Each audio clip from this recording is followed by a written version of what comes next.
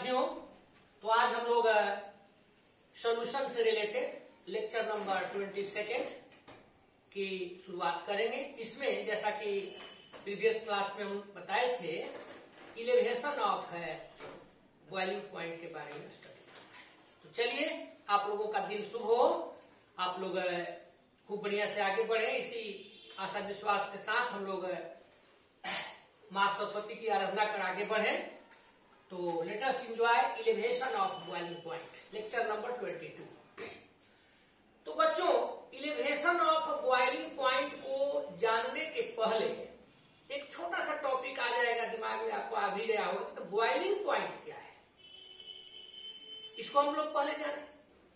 तो boiling point का अर्थ होता है कि जिस टेम्परेचर पर कोई लिक्विड बॉयल करना शुरू करते हैं, वह मिनिमम टेम्परेचर जिस पर कोई लिक्विड बॉयल होने लगे उसको बॉइलिंग पॉइंट कहते हैं। जैसे वाटर लेते हैं तो आप इसको गर्म करते हैं, तो जब 100 डिग्री सेल्सियस टेम्परेचर तक आप पहुंचते हैं तो यह बॉयल होने लगता है। तो इसलिए वाटर का बॉइलिंग पॉइंट हो गया 100 डिग्री सी। लेकिन इसको हम लोग इस रूप में नहीं लिखते, जनरल समझने के लिए हो गया। तो इस रिस्पेक्ट टू वेपर प्रेशर हम लोग निकालते हैं, एटमॉस्फेरिक प्रेशर के रूप में देते हैं। यानी जैसे आप कोई भी लिक्विड लेते हैं, अगर उस लिक्विड का वेपर प्रेशर एटमॉस्फेरिक प्रेशर के बराबर होता है गर्म करने पर, तो जिस टेम्परेचर पर होता है वही टेम्परेचर उसका बॉइलिंग पॉइंट कहलाता है। द टेम्परेचर एट विच, एकदम इजी है, बस सोचिए और हो जाएगा।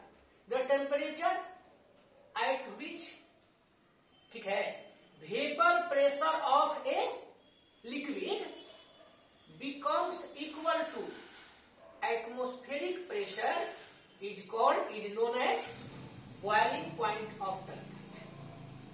एग्जाम्पल के तौर पर, boiling point of water is 100 degree Celsius because at this temperature vapor pressure of water becomes equal to atmospheric pressure, that is 1 atm or 1.013 bar etc. तो इसका अर्थ ये हुआ कि आपको किसी भी लिक्विड का यदि बॉइलिंग पॉइंट मेजर करना है तो आप उसको गर्म कीजिए, आप उसका टेम्परेचर देखिए, और जब वेपर प्रेशर 1 atm हो जाए, 1 एटमॉस्फेयर हो जाए, तो वही टेम्परेचर बॉइलिंग पॉइंट कहलाएगा। तो चलिए इसको हम लोग पहले लिख ले, ध्यान दे दीजिए। लेक्चर नंबर 22 है, यहां पर हम लोग ले ले बॉइलिंग पॉइंट,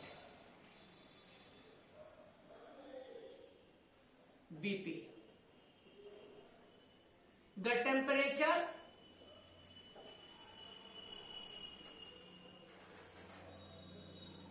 एट विच, ध्यान से देखते चलिए, vapour pressure of a liquid becomes equal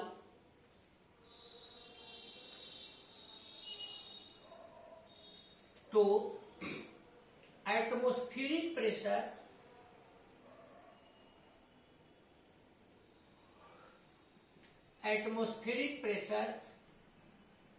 is called boiling point of the liquid, that liquid. हो गया। एग्जाम्पल के तौर पर, boiling point of water is 100 degree C. अब इसी को केल्विन में यदि आप लिखते हैं तो 373 केल्विन हम लोग लिखते हैं, ऐसे सही 373.15 होता है। तो boiling point of water is 100 degree C because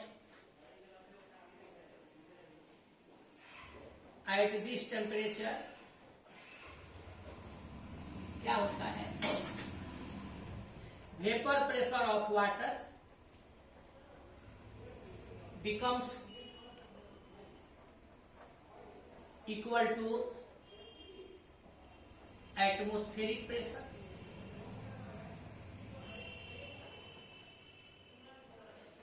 अब एटमॉस्फेरिक प्रेशर कहिए चाहे एटीएम में लेंगे तो 1 atm, बार में, पास्कल में, जो भी कहे हो जाएगा। तो ये आपने देखा कि बॉइलिंग पॉइंट क्या है। अब अगला टॉपिक हम लेंगे इलेवेशन ऑफ बॉइलिंग पॉइंट। ये दोनों चलता है, इलेवेशन ऑफ बॉइलिंग पॉइंट भी हम कहते हैं, इसी को इलेवेशन इन बॉइलिंग पॉइंट भी कहते हैं। अब जरा सोचिए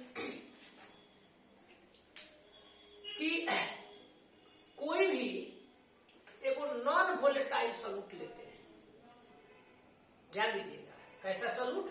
नॉन वोलेटाइल।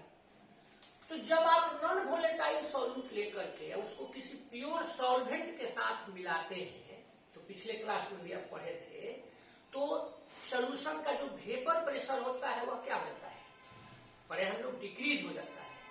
लेकिन बॉइलिंग पॉइंट या कहिए कि जो इसका बीपी है वह क्या हो जाता है? तो बढ़ जाता है। तो जितना बढ़ गया वही कहलाएगा क्या चीज? इलेवेशन, बढ़ गया। यानी when a non volatile solute is dissolved in a pure solvent, अब ऐसी स्थिति में होता है तो आपने पढ़ा था वेपर प्रेशर क्या हो जाता है? डिक्रीज कर जाता है। और बॉइलिंग पॉइंट क्या हो जाता है? और सॉल्यूशन के लिए बॉइलिंग पॉइंट क्या हो जाता है? इंक्रीज हो जाता है।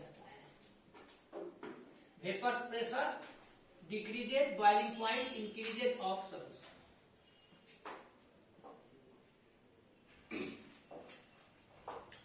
इतना क्लियर हो गया। तो जो डिक्रीज चाहे इंक्रीज हुआ उसी को नाम लेकर के चलेंगे। तो जो इंक्रीजिंग होता है, जो रेज हुआ, जो बढ़ गया, तो उसी को कहेंगे इलेवेशन ऑफ बॉइलिंग पॉइंट। जैसे सपोज कीजिए पहले बॉइलिंग पॉइंट 70 डिग्री सी था और अब उसका बॉइलिंग पॉइंट मान लीजिए कि 95 डिग्री सी हो गया। तो अब यहां दो चीज आप कह सकते हैं, कितना बढ़ गया? तो 95 माइनस 70, ये आपका 25 डिग्री सी हो। तो यहां आप कहिएगा कि 25 डिग्री सी बढ़ गया। आप इसी को ऐसा भी कह सकते हैं कि जो डिफरेंस हुआ वह 25 डिग्री सी का हुआ। यानी difference of boiling point for the solution and pure solvent, the difference of boiling point for the solution or and pure solvent is called elevation in boiling point या elevation of boiling point। बस वही definition कर देंगे कि the difference, यहाँ हम लोग ले लिए, of boiling point for solution and pure solvent, या आप केवल सॉल्वेंट भी लिख सकते हैं, is known as elevation in boiling point चाहे इलेवेशन ऑफ बॉइलिंग पॉइंट। हो गया। इट इज डिनोटेड बाई, इसको हम लोग लिखते कैसे हैं? It is denoted by delta T. इसको कैसे आप लिखते हैं, कैसे इंडिकेट करते हैं? Delta T. जैसे अब मान लीजिए 70 डिग्री सी टेम्परेचर था सॉल्वेंट का, आज जब नॉन वोलेटाइल सॉल्यूट उसमें डाला गया तो सॉल्यूशन जो आपने प्रिपेयर किया है उसका 95 है, तो डिफरेंस कितना आया कम कर दिए। तो यह डिफरेंस कहिए चाहे इलेवेशन कहिए। तो अब यहां पर यदि हम चाहें तो मैथमेटिकल एक्सप्रेशन निकाल सकते हैं कि लेट, ध्यान दीजिए, बॉइलिंग पॉइंट ऑफ सॉल्वेंट, तो इसको हम लोग मान दिए टेम्परेचर के लिए है T2।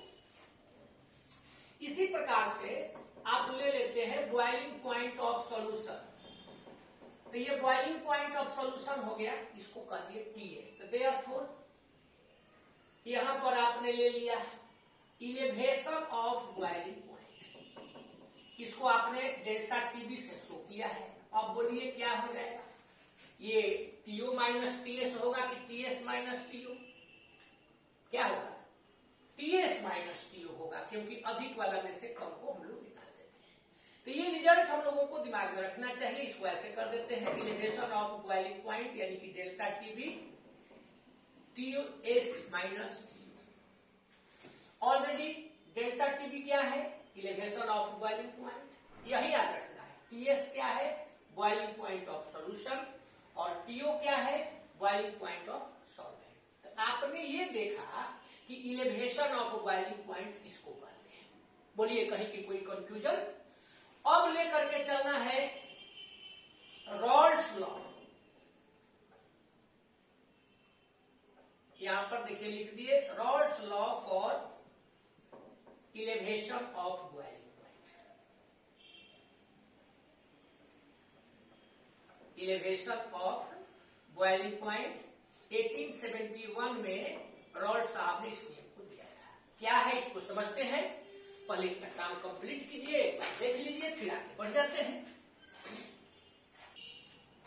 देखिए रॉल्ड साहब इसमें बतलाए कि जैसे आप कोई भी सॉल्यूशन लेते हैं तो उसका जो भी बॉइलिंग पॉइंट इलेवेशन है, यानी इलेवेशन इन बॉइलिंग पॉइंट है, वह उसमें प्रेजेंट जो सॉल्यूट होते हैं उनके मोलल कंसंट्रेशन मीन्स मोलालिटी के डायरेक्टली प्रोपोर्शनल होता है। एक लाइन केवल याद रखना है, क्या कि elevation in boiling point that means delta TB. कुछ करना है बस दिमाग में इसको रखिए। इलेवेशन हमको यही याद रहता है, हमको कंसेप्ट ग्रुप में ही दिमाग में, लैंग्वेज तो खुद से बोलिए। The elevation in boiling point of a solution that means delta TB किसके प्रोपोर्शनल होता है? तो मोलर कंसंट्रेशन ऑफ सॉल्यूट होता है। अब मोलर कंसंट्रेशन को हम लोग सीएम लिख देंगे तो हो जाएगा, मोलर कंसंट्रेशन बस। According to this law, the elevation of boiling point, the elevation in boiling point of a solution is directly proportional to the क्या चीज? Molar concentration of solute present in the solution. बस clear, यही language दे दी। अब इसी को मान लीजिए कि आप समझ गए तो लैंग्वेज दे दीजिए। देखिए यहां पर दे देते हैं शुरू में, according to this law.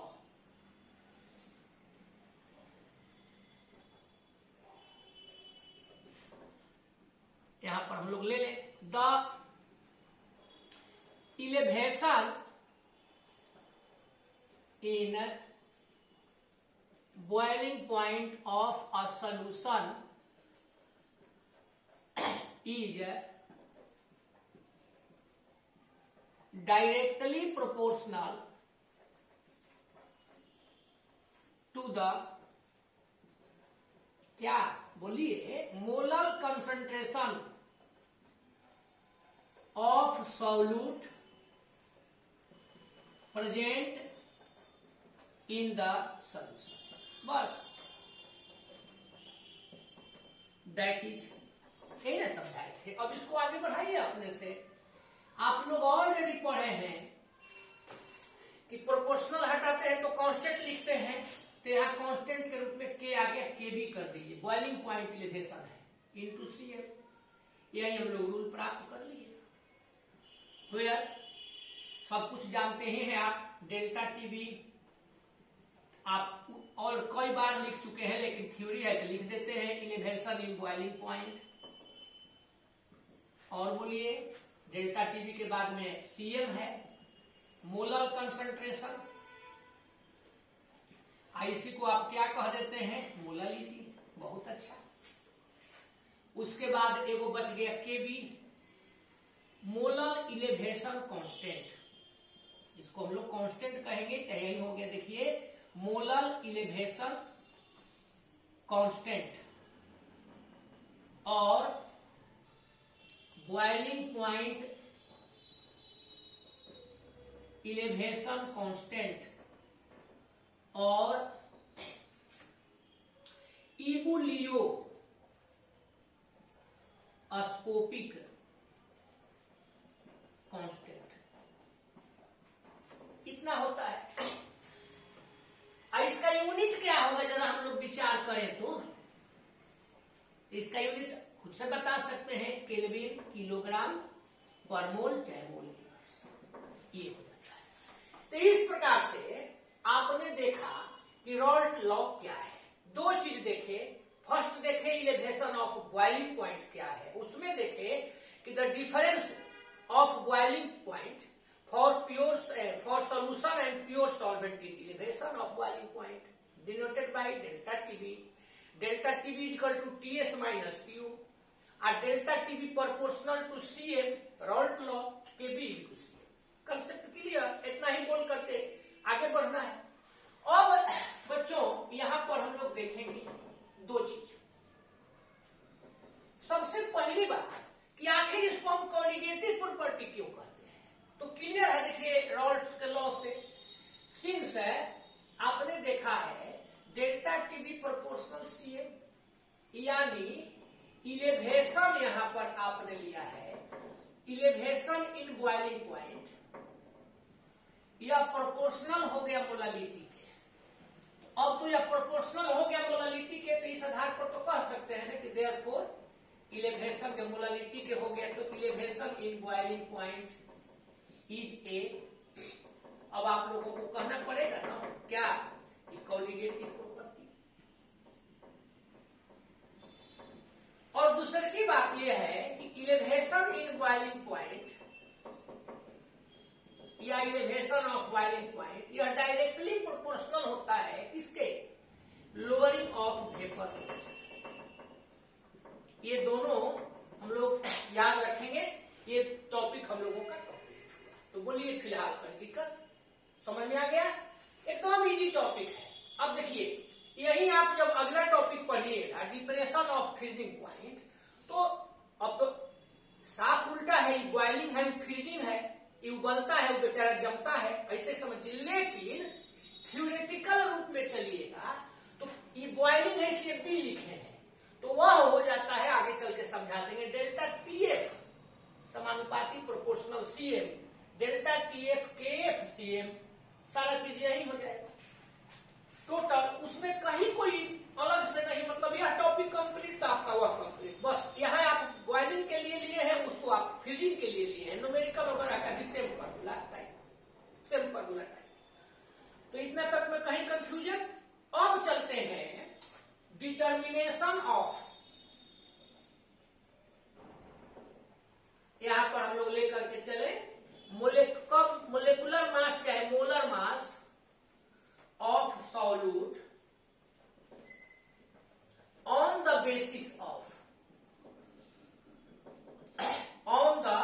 basis of elevation in boiling point। इसके आधार पर हम लोग अब निकालना सीखेंगे, तो पहले इसको कंप्लीट कीजिए फिर आगे बढ़ते हैं, देखते हैं। चलिए तो अब इसको जानने के लिए कि मोलर मास का हम लोग डिटर्मिनेशन कैसे करेंगे, दो चीज देखें। पहला नंबर मोलालिटी क्या होता है, इसको समझना है। दूसरा नंबर मोलालिटी का वैल्यू इसमें रखना है। अब इसको आप हमेशा के लिए कंसेप्ट में कैसे रखेंगे ये हम बताते हैं। तो देखिए आपको निकालना है बॉइलिंग पॉइंट इलेवेशन के आधार पर। तो सबसे पहले हम समझने के लिए यहां लिखते हैं, देखिए रॉल्ट्स लॉ से delta TB is equal to KB into C, यही ना होता है रॉल्ट लॉ। अब इसमें डेल्टा टीबी को हम चेंज नहीं करेंगे, केबी तो चेंज नहीं होगा, सीएम के माने हुआ मोलर कंसंट्रेशन। तो यह क्या होगा, इसी को निकाल दीजिए, इसमें रख दीजिए। तो देखिए तो वी नो दैट अब सीएम निकालना है, थ्योरी है इसलिए हम उधर से लिख रहे हैं, तो डायरेक्ट इसका वैल्यू पुट कर देते हैं। तो देखिए वी नो दैट, आप लोग ऑलरेडी पढ़े हैं इसी चैप्टर के अंतर्गत मोलालिटी क्या होता है, ध्यान दीजिए पढ़े हैं, याद है। चलिए याद है तो हम भी बोल देते हैं, given mass of solute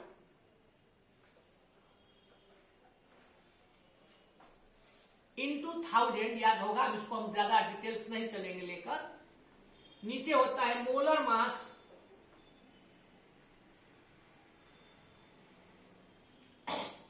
solute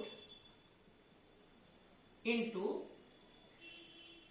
mass of solvent. और जो भी मास दिया रहता है अगर उसको हम लोग ग्राम में लिखेंगे तो यहाँ 1000 रखेंगे, इसलिए 1000 कर दिए। इंप्लाइज दैट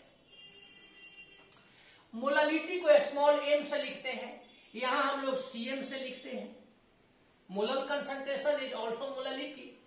ये हो गया गिवन मास को स्मॉल a मान दीजिए, ये हो गया 1000। मोलर मास को m ले लीजिए, सॉल्यूट का है इसलिए स्मॉल m, छोटका m। सॉल्वेंट का होता तो कैपिटल लेते हैं। और मास ऑफ सॉल्वेंट को यहां पर b लिख दीजिए, इसको इक्वेशन फर्स्ट कर दीजिए। अब बस यही वैल्यू को रख देना है from Rawls law.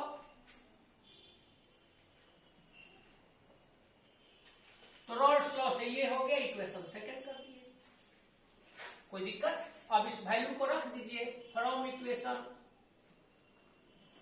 First and second.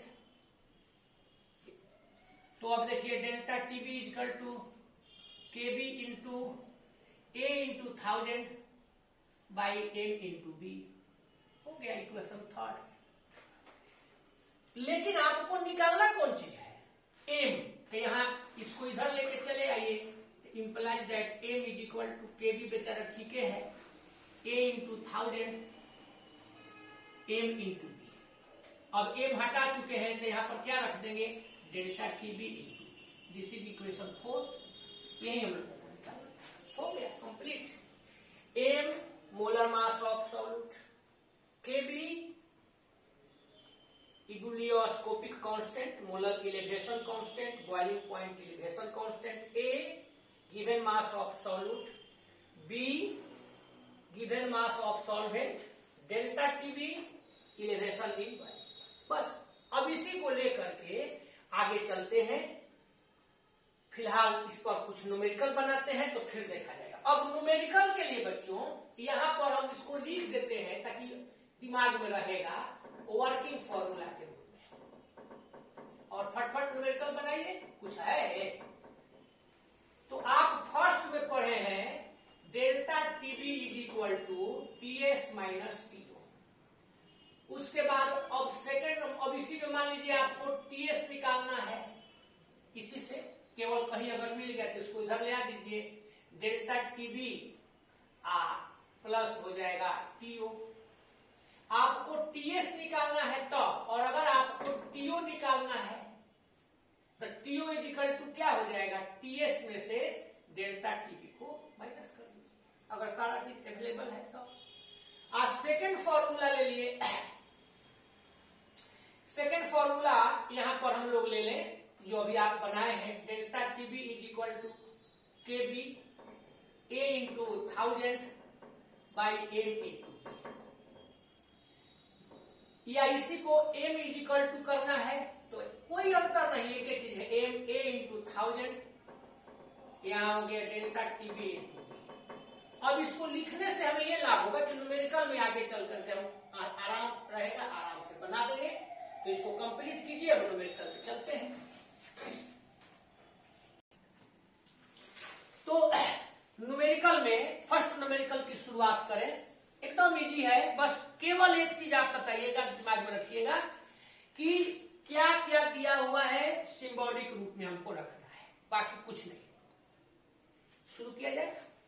18 gram of glucose is dissolved in 1 kilogram of water in A saucepan. बर्तन है, सस्पेन में लेकर के 18 ग्राम ग्लूकोज को 1 किलोग्राम वाटर में डिजॉल्व किया गया।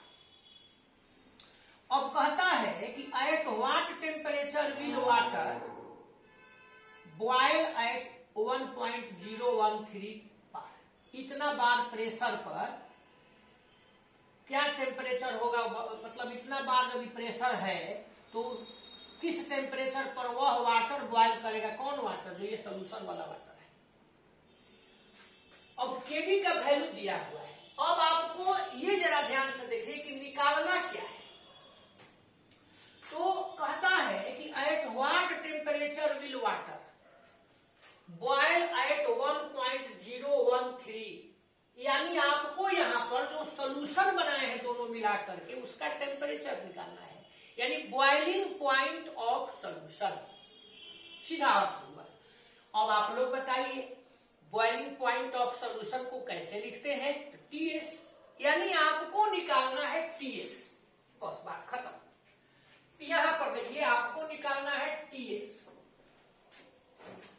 तो TS is equal to delta TB plus TO, यानी कि आपको दो चीज मालूम होना चाहिए, टीओ और डेल्टा टीबी। तो खैर डेल्टा टीबी तो निकालेंगे, टीओ क्या होगा?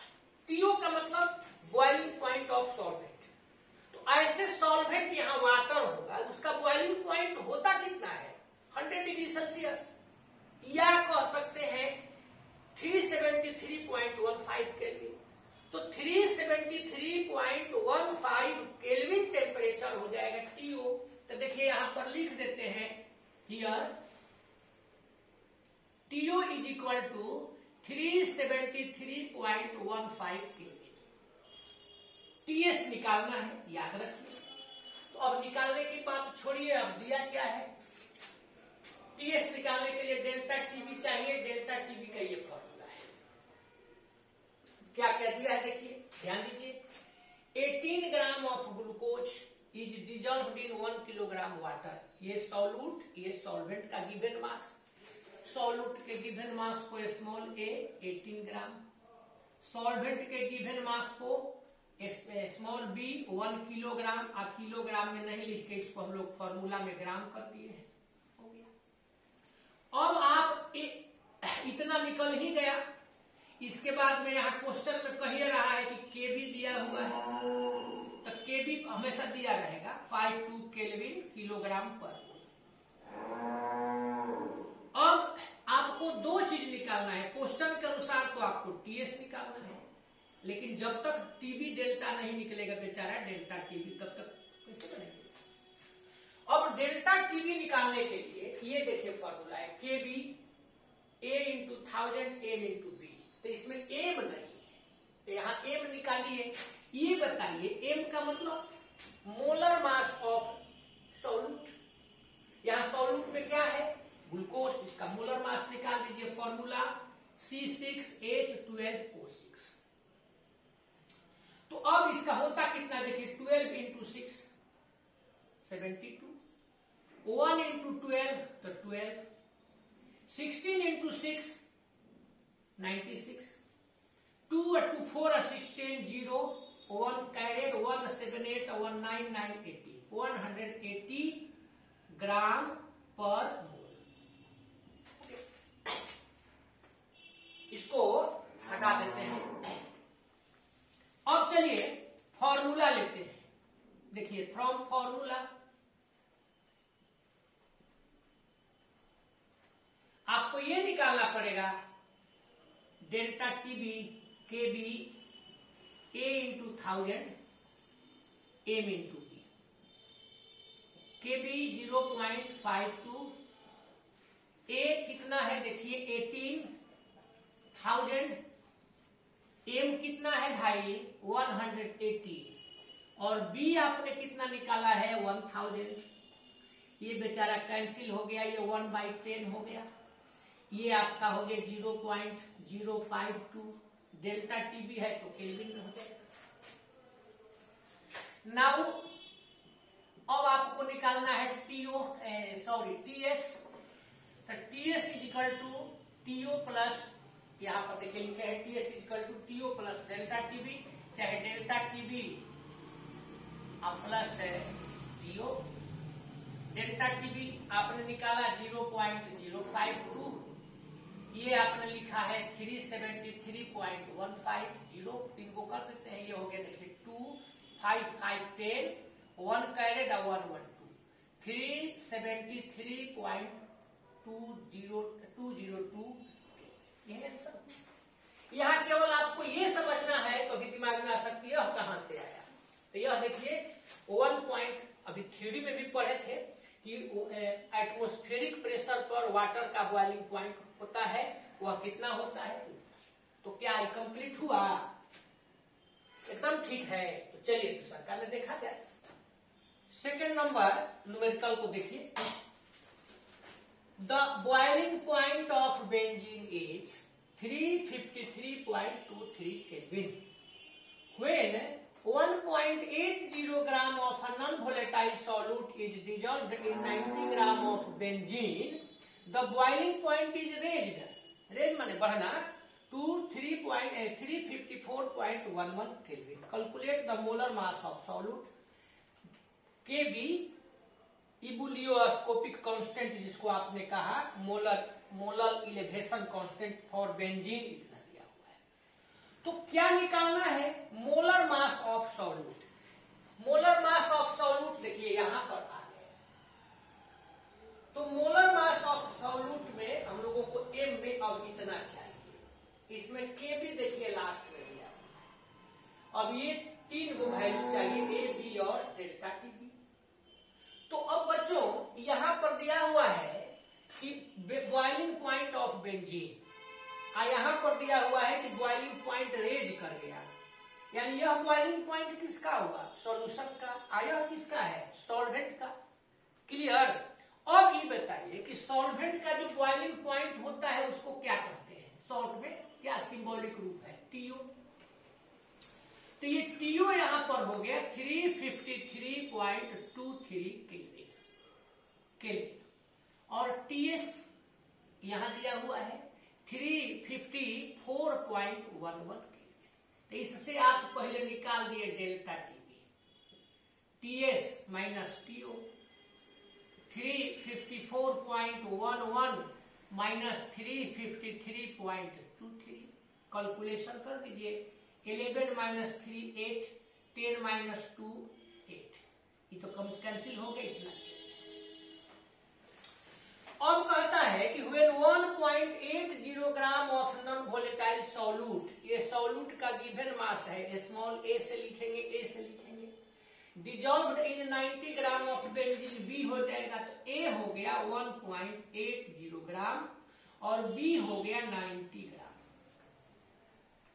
अब जरा ध्यान दीजिए, केबी आपका क्वेश्चन में दिया हुआ है 2.53 केल्विन किलोग्राम मोल इनवर्स।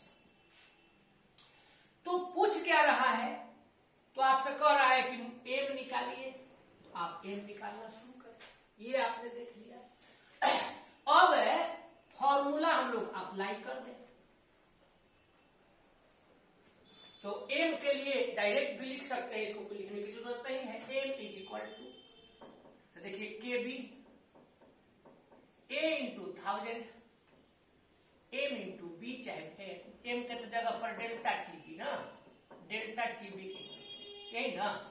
तो बढ़े आगे, देखिए के बी 2.53, ए 1.80 इंटू 1000, डेल्टा टीबी 0.88, बी कितना है 90। बस अब कैलकुलेशन 253 इंटू 180 इंटू 1000। देखिए डेसिमल के बाद 2 प्लेस है तो 100, 2 प्लेस है तो 100, 1000, इसी में आपका हो गया 88 इंटू 90। तो ये 3 डिजिट है, ध्यान से देख लिया जाए। इसके लिए ये 1000 को लगता है कि अधिक हम लोग लिख दिए हैं, ये बेचारा अपने आप ही पहले ही आ जाता है। 253 बाई 100, 180 बाई 100, 1000, आइए 88। अब इसमें 100 हो जाएगा तो इसको ऊपर लेकर के जाइए, यहाँ 90। कैलकुलेशन को एकदम सो इजी करने के लिए सब लिख दिए, तो ऐसे सिस्टम ठीक है था कि इसके लिए 100, ये दोनों बराबर है तो कोई जरूरी नहीं है लिखने, तो कैंसिल हो जाता। देखिए ये साफ, ये इतना, आइए इतना, तीनों साफ। अब आप लेकर के चलिए 9 से 20, अब आप 4 से लेकर के चलिए तो ये हो गया 22, इसको लेकर चलिएगा तो 5 हो जाएगा। 11 से लेकर के चलिए तो 11 से लेकर के चलिएगा तो 11 2 जा 22, यहां देखिए 11 2 जा 22, तो जब 2 निकल गया तो 3 बच गया तो 3 से हो जाएगा। करिए, तो कैलकुलेट करिएगा, चाहे इसको और भी छोटा कर सकते थे, ये आप कर दीजिएगा तो 11.5, यहां भी बाद में कर सकते थे 5 से, तो 5 5 25, 2 कैरेट, 5 से 11 तो 55 और 2 57, ये 57.5 ग्राम पर मोल। अब कहता है कि मोलर मास ऑफ सॉल्यूट, ये आपने एम निकाल दिया 57.5 ग्राम पर मोल। बोलिए कोई दिक्कत है? तो देखिए अब थर्ड न्यूमेरिकल को हम लिखते हैं। Boiling point of water at 750 mmHg is 99.63 degrees Celsius. How much sucrose is to be added to 500 gram of water such that it boils at 100 degree C? और kb for water आपको तो याद भी हो गया होगा, याद दिया हुआ है। और थोड़ा सा ध्यान देना है। देखिए बच्चों यहां पर दिया है कि BP of water, boiling point of water at 750 mmHg is this. मतलब यह क्या है? सॉल्वेंट का बॉइलिंग पॉइंट है। तो सॉल्वेंट के बॉइलिंग पॉइंट को आप क्या लिखते हैं? टीओ। बस कुछ करना है, लिख दीजिए 99.63 degree C. How much sucrose is to be added, कितना सुक्रोज जोड़ना है, मतलब गिवन मास यानी मास कितना होगा, तो ए निकालना है। तो यहाँ A is equal to what कर देते हैं, to 500 gram of water, B हो गया 500 ग्राम, के भी आपको मालूम है कितना दिया है, 0.52 केल्विन किलोग्राम पर मोल। अब कहता है कि 100 डिग्री सेल्सियस पर, तो सॉल्यूशन का दिया हुआ है, तो ये आपका हो गया TS equal to 100 degree C. A निकालना है। देखिए जो दिया हुआ है हम लिख दिए, ऐसे ही आपको लिख के सोचना चाहिए। अब ए कैसे निकलेगा? ये दोनों फॉर्मूला में से कोई एक ही चीज है, तो डेल्टा टीबी के भी होता है।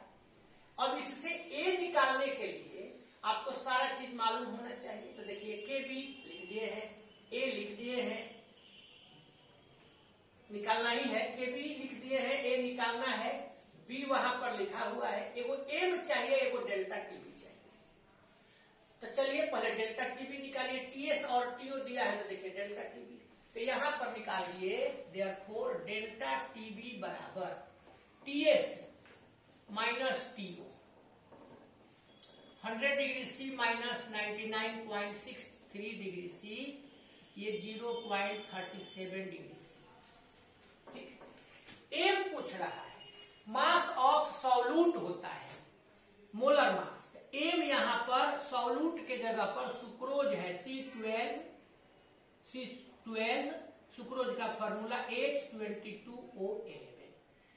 इसका तो आप लोग जानते भी हैं, यादो रहता है, 12 into 12 144 plus 1 into 22 plus 16 into 11 176, सबको ऐड किए 342 ग्राम पर हो गया। अब चलिए एगो यहां पर हम मैजिक दिखाते हैं। मैजिक क्या है जरा ध्यान से देखिए। तो यहां इसके लिए लिखते हैं, इसको इतना लिख सकते हैं क्या, 0.37 degree C is equal to 0.37 kelvin लिख सकते हैं? बिल्कुल नहीं। आप कहिएगा क्यों भाई? क्योंकि डिग्री सेल्सियस को केल्विन में बदलने के लिए आपने पढ़ा है कि 273 को ऐड करते हैं, तो बिना ऐड के इक्वल कैसे हो गया? तो देखिए यहाँ टीओ का वैल्यू लिए हैं, केल्विन में निकालना होगा, तो इसमें कर दिए प्लस 273, तब टीओ का वैल्यू, इसमें भी कर दिए 273। अब दोनों को ऐड करके जब घटाइएगा तो इतना ही आएगा, यानी इसमें भी, इसको भी केल्विन में लेना था, इसको भी केल्विन में लेना था, तो दोनों में तो ये कॉमन चीज है, तो इसलिए दोनों में से निकल गया, तो केवल इतना लेकर के चलेंगे। ये आपने लिख लिया, ऐसे डायरेक्ट हम लोग लिख सकते हैं, न्यूमेरिकल में होता नहीं है इतना इक्वल। माने आप कह सकते हैं कि ये दोनों इक्वल नहीं होगा, लेकिन इस क्वेश्चन में चूंकि हमने डिग्री सी को केल्विन में यदि बदलेंगे तो प्लस 273 होगा ही, इसलिए कोई अंतर नहीं होगा, डायरेक्टली। आप अगर चाहें तो इसमें प्लस 273 इक्वल टू निकाल दीजिए, प्लस 273 इक्वल टू निकाल दीजिए, इतना आ जाएगा। अब यहां पर लेते हैं फ्रॉम फॉर्मूला। तो देखिए पहले तो हम लोग एक फॉर्मूला ही लिख देंगे, delta TB KB A into 1000 M into B चाहे B into M, imply that. अब आपको लेकर के चलना है, देखिए ऊपर में 3 वो है, केबी इंटू ए इंटू 1000, ये आपका हो जाएगा delta TB into M into B. अब आपको केवल निकालना है केबी ए, तो ए निकालने के लिए आपका हो जाएगा delta TB into M into B by KB into 1000, बस। अब इसी को कैलकुलेट कीजिए, कहीं छूट तो नहीं रहा है, आपको देख लेना चाहिए। डेल्टा टीबी तो 0.37, एम तो 342, बी तो देखिए 500, केबी तो 0.52 और 1000, ठीक है। अब इसको देखिए कैलकुलेट कर दिए, 2 टाइम्स कौन आइए आपका 171 हो गया। इसमें भी 2 अंक 2 प्लस डिजिट है, डेसिमल के बाद 2 डिजिट है, इसमें भी 2 है, तो कैंसिल। तो ये आपका हो गया 37 इंटू 171 बाई 52। ये दोनों को मल्टीप्लाई कीजिए, 6327 हो जाएगा। अब बाई आपका हो जाएगा 52, अब डिवाइड कर लीजिए, तो ये आ जाएगा 52 से 121.67 ग्राम, यही ए आया है। तो imply that A equal to इतना ग्राम। कोई दिक्कत है नहीं? तो चलिए झट से वो 4th नंबर पर हम पढ़े, तो लिखिए झट से। The rise in boiling point of a solution containing 1.8 gram of glucose in 100 gram of solvent is 0.1 degree C. What will be the molar elevation constant of the liquid? अब यही हम लोगों को बनाइए, अपने से ट्राई करिएगा। सारा चीज इसमें दिया हुआ है। मोलर इलेवेशन कांस्टेंट किसको कहते हैं? तो केबी को कहते हैं। मोलर इलेवेशन कांस्टेंट का मतलब क्या हुआ? केबी। यहाँ आपको केबी निकालना है, तो बस कोई दिक्कत नहीं, यह है आपको चाहिए एम, ए, डेल्टा टीबी और बी। तो चलिए कहता है कि 1.8 ग्राम यह ए हो जाएगा, 100 ग्राम बी हो जाएगा, 0.1 डिग्री सी यह क्या हो जाएगा? Delta TB. अब ग्लूकोज दिया हुआ है, तो इसका मोलर मास एम निकाल लेंगे। क्लियर हुआ? ध्यान से देख लीजिए, इसका molar mass of glucose C, formula याद है ग्लूकोज फ्रुक्टोज का, शुगर 3 गो होता है, तो ग्लूकोज का क्या होता है? C6H12O6 180। ये हो जाएगा ए स्मॉल ए, चाहे ए, ये हो जाएगा बी, ये हो जाएगा एम, ये हो जाएगा डेल्टा टीबी, केबी निकालना है। क्या बना दे? ठीक है, बनाइएगा। आंसर हमको कमेंट बॉक्स में लिख करके भेजिएगा, देखेंगे। अगला एगो प्रॉब्लम फिर समझिए। 0.15 ग्राम ऑफ ए सबस्टांस, ध्यान दीजिएगा, dissolved in 15 gram of solvent boiled at a temperature higher by this 0.216 degree C than that of pure solvent. What is the molar mass of the substance? यहाँ M निकालना है, Kb दिया हुआ है। अब Kb का वैल्यू मालूम है, तो देखिए M निकालना है, Kb मालूम है, ये सब भी मालूम होना चाहिए। तो जरा ध्यान दीजिए, 0.15 ग्राम तो यह A हो जाएगा, 15 ग्राम डिजॉल्व है तो बी हो जाएगा, ए भी मिल गया, बी भी मिल गया, के भी लिखा हुआ है, ये जो टेम्परेचर दिया हुआ है डेल्टा टीबी हो गया। अब तो वैल्यू आप निकाल देंगे, तो दोनों का आंसर कैलकुलेशन कीजिए, इसलिए आंसर हम छोड़ देते हैं। इसको कैलकुलेट कीजिए, कंप्लीट कीजिए, और जस्ट यही टॉपिक आप कंप्लीट कर लिए तो सारा सोल्यूशन मिलता जुलता रहेगा, सारा टॉपिक मिलता जुलता रहेगा। अगला टॉपिक है पहला पढ़े थे lowering of vapour pressure, relative lowering दोनों, उसके बाद एलिवेशन ऑफ बॉइलिंग पॉइंट, अब लेकर के चलना है डिप्रेशन ऑफ फ्रीजिंग पॉइंट। तो अगले नेक्स्ट वीडियो में, नेक्स्ट क्लास में डिप्रेशन ऑफ फ्रीजिंग पॉइंट हम लोग समझेंगे। एकदम यही चीज है। अब जैसे देखिए कहते हैं कि यही चीज है तो लगता है हूबहू है, तो बिल्कुल उल्टा, लेकिन सारा इसी से रिलेटेड है। जो इसमें आप उपयोग लाते हैं फॉर्मूला, बस जहां जैसे के बी तो के एफ होगा, डेल्टा टी बी तो डेल्टा टी एफ होगा, तो ऐसे लेकर के चलना है। तो आज इतना ही हम रहने देते हैं, इसको कंप्लीट कीजिए, नेक्स्ट क्लास में आगे बढ़ा जाएगा। तब तक के लिए आप लोग इंतजार कीजिए। बहुत बहुत धन्यवाद।